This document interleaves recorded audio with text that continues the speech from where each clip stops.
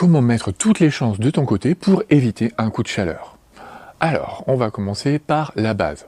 Toujours avoir de l'eau à disposition. C'est évident, hein, dans la gamelle, mais aussi quand vous allez vous balader, hein. On peut très bien avoir une gourde pour les chiens, c'est très pratique. Vous pouvez l'avoir sur vous et voilà, au moins toujours veiller à ce qu'il ait une bonne hydratation. Bien sûr, encore une fois, c'est évident, mais ça arrive chaque année. Ne laissez pas votre chien dans la voiture quand vous allez faire une course, même si vous en avez que pour 5 minutes. Okay, et même si vous laissez les fenêtres à demi ouvertes, donc ça c'est vraiment pas une bonne idée, parce qu'on sait déjà que même s'il fait que 25 degrés à l'extérieur, au bout de 1 heure, il fera 50 degrés dans la voiture. Et quand il fait 30 degrés à l'extérieur, en moins de 3/4 d'heure, il fait 70 degrés dans la bagnole. Donc vous imaginez bien que le chien, il ne pourra jamais survivre dans ces conditions.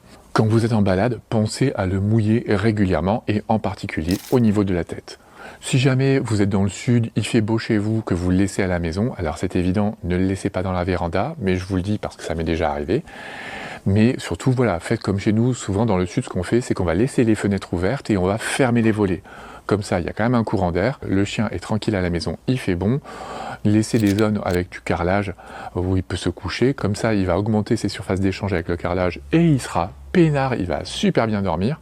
Et vous pouvez aussi par exemple penser quand vous êtes chez vous à tout ce qui est tapis rafraîchissant, ça peut être super efficace. Pour tout ce qui est activité physique, privilégiez tôt le matin ou tard le soir, hein, au moment où le soleil commence à plonger, donc vers 17-18 heures, là où on est tranquille, et privilégiez tout ce qui est activité à rapport avec l'eau, c'est quand même le bonheur dans ces cas-là. Et bien sûr, rien à voir avec le coup de chaleur, mais juste avec la chaleur. N'oubliez pas que si vous n'êtes pas capable de poser la main 30 secondes sur le bitume, il est hors de question que votre chien sorte parce qu'il va avoir les coussinets défoncés et il va souffrir le martyre. Voilà, dites-moi si vous faites déjà tout ça, qu'est-ce que vous avez mis en place pendant les périodes chaudes?